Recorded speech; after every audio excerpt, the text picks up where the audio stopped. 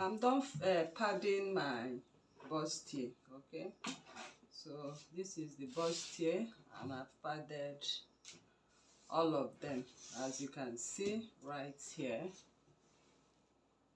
So I'm going to match it up, bust point to bust point, and I'll be going to my machine to sew my bustier. So like I earlier said, I have a detailed video on this channel. You can scroll down the channel to check out how to sew your bustier and how to pad your bustier. So I'll quickly go to my machine now. I'm merging bust point to bust point, and I'll start to sew my bustier from below the hem, okay, into the neckline. So I padded only my fabric, that is the interlining. The lining, you don't need to pad the lining, okay. All you need to do is to hairstay your lining, as you can see me hairstay it. So I'll also sew the lining bust point to bust point from the hem.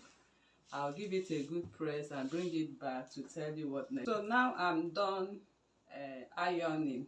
Okay, I've sewn and ironed my bustier, so you can see what I have right here, and this is the front piece of it. This is the lining, as you can see. So you have to iron out your bustier very properly and spread out the seams, you know, and notch. You can see I placed my notches on the bust point.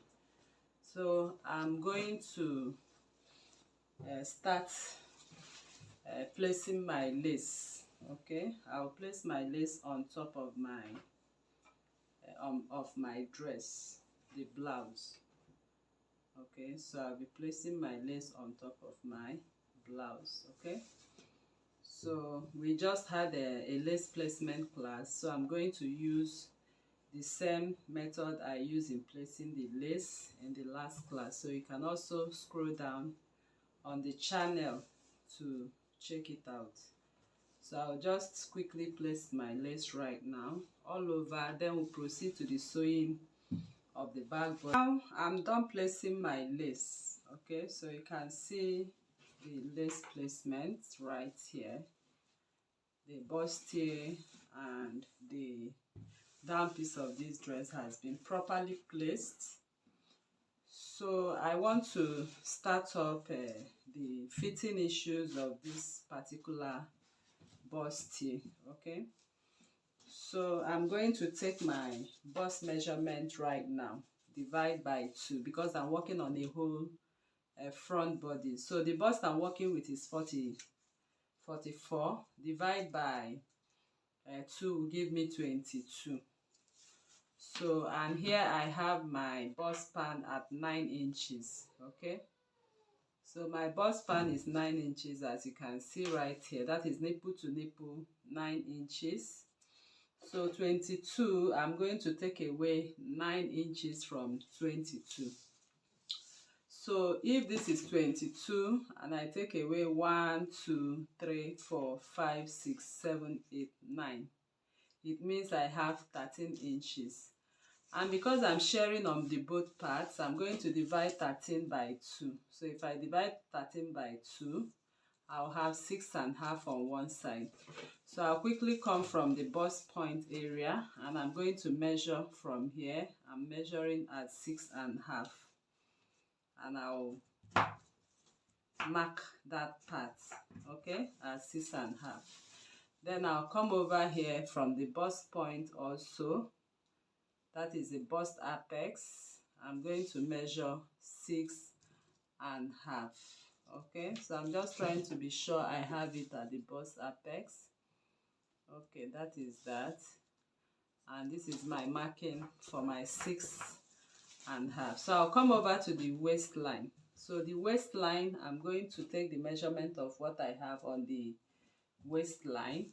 I'm working with waist 40. So I'll first of all identify my waist by placing my tape on the under bust. My under bust is 15 and the waist is 17. So I'll just make a mark on both ends. Okay, and from there I'm going to take the measurement of my bust, my waist, divide by 4 by 2. So I'm working with waist 40. Divide by 2 is 20. So here I have 24. So I will be sharing 1, 2, 3, 4 on both sides. So 4 divided by 2 will give me 2 inches. So I'll mark 2 inches here. And I can also decide to measure the 20 to be sure from that 2 inches. Okay. And here I have 20 inches. Now coming over to the hem, I'm working with the upper hip of 48 divided by 4 will give me 24. So I'll measure from here to here. Here I have 27. So it means I'll be sharing 3 inches on both sides. That is 1.5. So I'll place 1.5 on this point. And I'll come in here. I'll also place 1.5.